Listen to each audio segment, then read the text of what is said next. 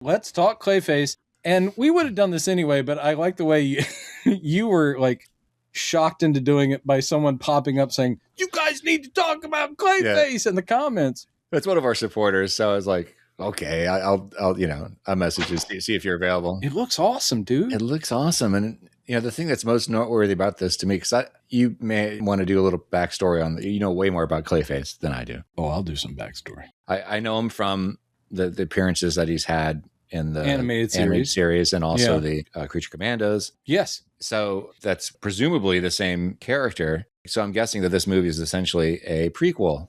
I think it's the origin story. Like something they're doing Superman, Supergirl, and then they're going back in time to tell the Clayface story. Yeah, it's a little, but whatever. But the other noteworthy. Sorry, this noteworthy. God, it is late. Noteworthy. Noteworthy. The noteworthy thing about these points are noteworthy. The thing that really stuck out about it to me is that how dramatically different in tone, just from this teaser, you can tell this film is going to be that this is straight on horror. It's body horror. It's not just like, every MCU movie has kind of the same color tone. It's Cronenberg. Yeah, exactly. To your point, yes, this is in the same universe, but tonally couldn't be more different than anything.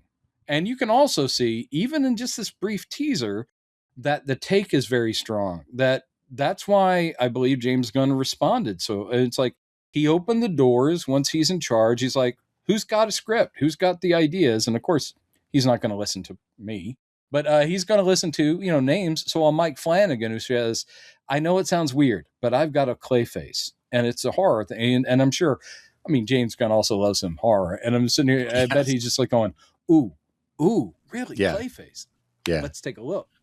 So from what I'm seeing from this teaser trailer, tonally, visually, and then there are moments in it where you go, I can see this in the DC universe. And it's not just because we see like Gotham police car, that kind of thing. It's also, there's some stylization, especially when they show you some action shots. And you're like, yeah, it's still a comic movie, including something I didn't even catch in the first watch because, they'll do a lot of the quick shot. But that shadow on the wall of when he lifts his hand up and it becomes like the spiked mace, which is like straight out of any Clayface appearance in the comics.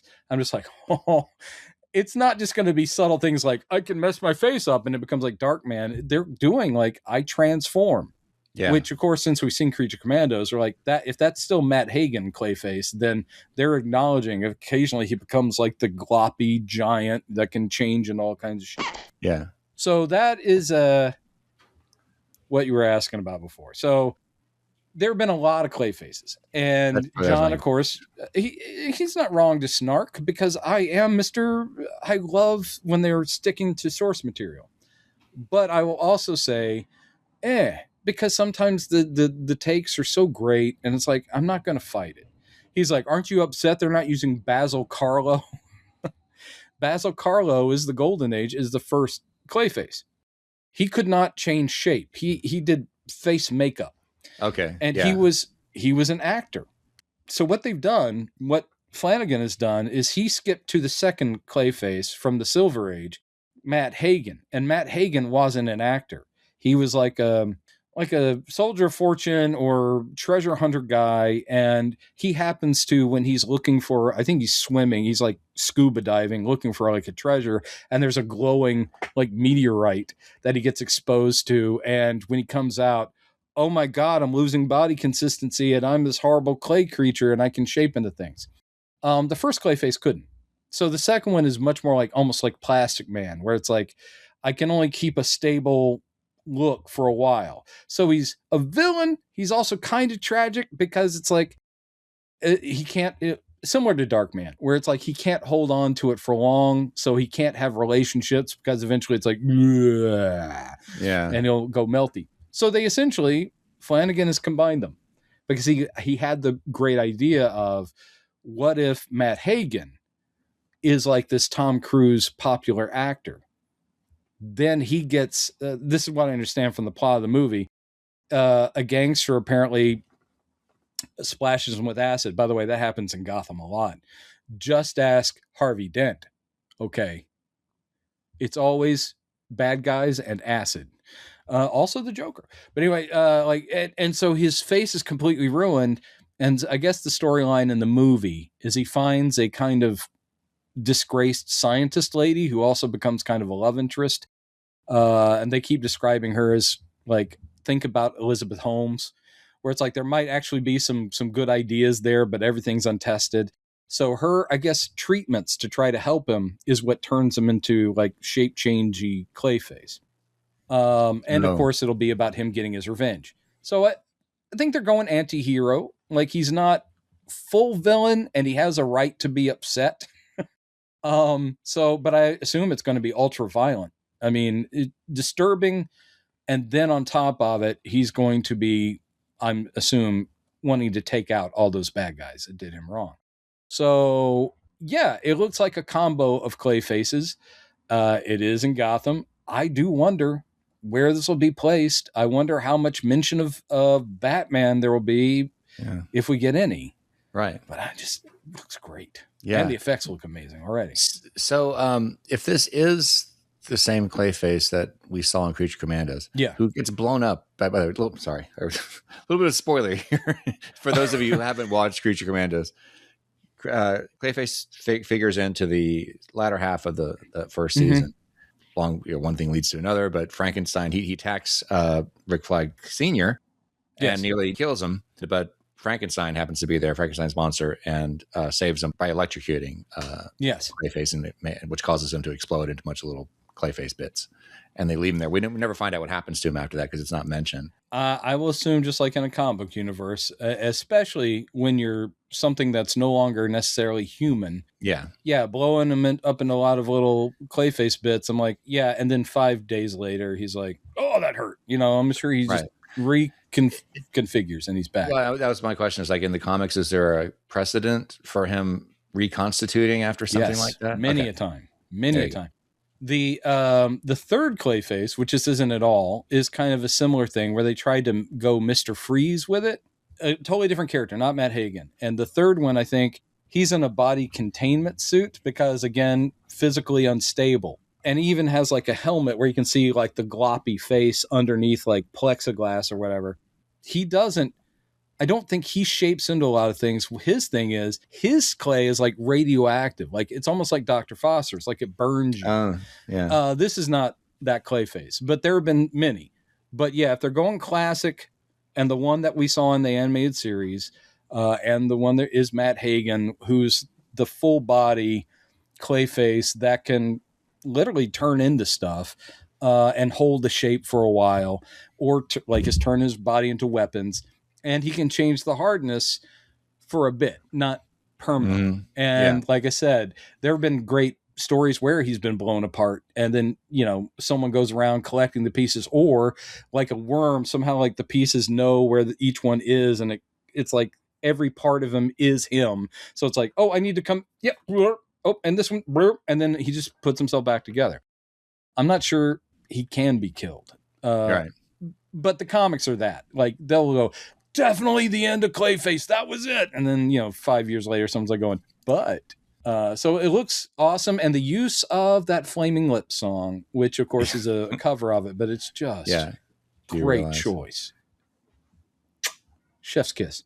One thing I was wondering too, thinking about this, because in that appearance in Creature Commandos, which I'm going to spoil this episode, y'all. So if you haven't watched it, it's not that big of a deal, really. But it's really not that big a deal, and you're not even telling him how he figured into the plot. Well, I'm going to mention that now because it is kind of relevant. But I am going to spoil that. Yeah, there's a plot going on in that show with Cersei, who's an Amazonian sorceress, right? And she has this vision of this apocalypse that's going to come where all the heroes get killed. And so Argus is looking into, and Amanda Waller is looking into whether or not Cersei's vision can be trusted. And so they consult the college professor.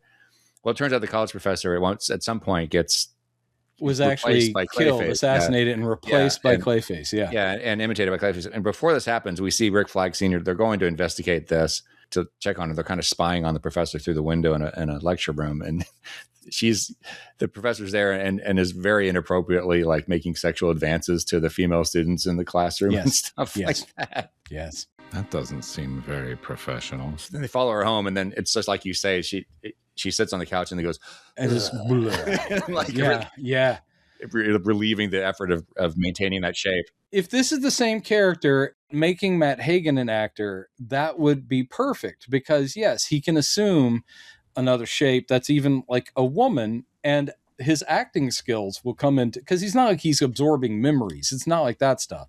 It's just he can take the form. But I like the fact that he's like going, but a hot chick's a hot chick. Yeah, right. So I'm curious to see what his actual base personality is in this movie. Yeah. If he is kind of a dick, you know? Maybe so, but I think obviously we're going to side with him to some degree, because I mean, no one, even a popular rich actor guy, deserves to be, horribly scarred and then turned into a monster. The scientist lady in the movie is supposed to end up being his like love interest as well. And I wonder if she survives the end of the movie. By the way, I think it's hilarious. Again, here we are and we're in the DCU. And once again, the two main characters are played by Brits. Americans apparently can't do comics anymore. Wow. Yeah. Comic book characters. And you're like, geez, man. But yeah, the whole idea, I wonder where they will leave him at the end of the movie that will lead him into Creature Commandos. Because if it is all under the idea that, it's the same continuity, then interesting. Mm-hmm. I don't know where it goes. Yeah. I will say, as a teaser, it got me. Looks beautifully shot. And like I said, the effects are amazing. And it has a real, we see lots of little scarring and transformation-y kind of things. But that last thing where it's just him like laying back, and he's putting his hand up, and then the last thing is he just pulls the face down. It's like, blah, and you're like, wow. And it just stops. Oh, it's awesome. Yeah. And there's that one part, I don't know where they are in Gotham, but it's also something that looks carnival-y. And I'm like, well, that feels like Gotham. Gotham always has something that's like a carnival or a joke house. It's like, that big city. Gotham should outlaw anything that has clowns in it, because it's like, because the Joker, all of those guys are like going, I'll be at the abandoned amusement park. How about we tear down every abandoned amusement park in Gotham? That'll stump a lot of these villains. But yeah, so all those little flashes there's little hints of we're in the DCU. And I know we're not going to talk about it right now because we're just about Clayface, but we will have to talk about all the little teaser stuff with Man of Tomorrow. But we're not there yet. That's a whole nother hour. That's a whole nother hour. That shot you mentioned of the silhouette of him in an alleyway, putting his arm up, and the mace and all that stuff. It looked very much like the Clayface that we see in Creature Commandos. Oh yeah, exactly. So, and that like I said, that is a classic. Yeah. When he did exactly the same shape in animated series, he's done it in the comics, because it is easy, just like Metamorpho or any of the shapy people like Plastic Man. If you want to turn yourself into a weapon, it'll either be like a big hammer or mallet, which I'm sure he'll do at some point, but also an easy shape, round mace with the spikes out. And that is such a Clayface. I think even one of the action figures has like a swap out arm you put on it and it has like the mace. So that's going straight to the vein of folks who know Clayface. Oh, I wonder if we'll get to see Metamorpho battle Clayface at some point. Dude, not in this movie, but don't mess with my head like that. Yeah, come on, man. Oh, Metamorpho. I still can't believe we've had a live action Metamorpho. We live in a beautiful world, man. I actually live in a shithole world, but every now and then there's something that's really fun that comes along. And I like, yes, I like all the pictures when you go to IMDb. They show some of the poster, again, insanely cool looking, but also there are all these pictures of like the magazines he's on. It's like rising star Matt Hagen and actor Matt Hagen brutally attacked from the Gotham Gazette. All that kind of stuff, like from the set. These are a lot of spy photos that I'm looking, because they've got like the newspaper things. I'm turning my head trying to read it. The Gotham Examiner, red-handed, Gotham's infamous Jimmy McCoy caught. I assume that's probably the gangster. And the outside of Gotham cop precincts, Jetter's Coffee, which carries over from Metropolis. Yeah, it's great. Can you send me that link? It's just IMDb. Okay. Let me Google that for you. I just want to say thank you to Javier who nudged us to do this tonight. I appreciate it, man. And I appreciate your support. I appreciate that anyone out there gives a flying what we think about anything. So, and we are always happy to hear if you agree or if you're like, sorry, gentlemen, I find that to be the most disrespectful of Clayfaces. I myself have a preference, and it is for the third Clayface, and I will broach no arguments.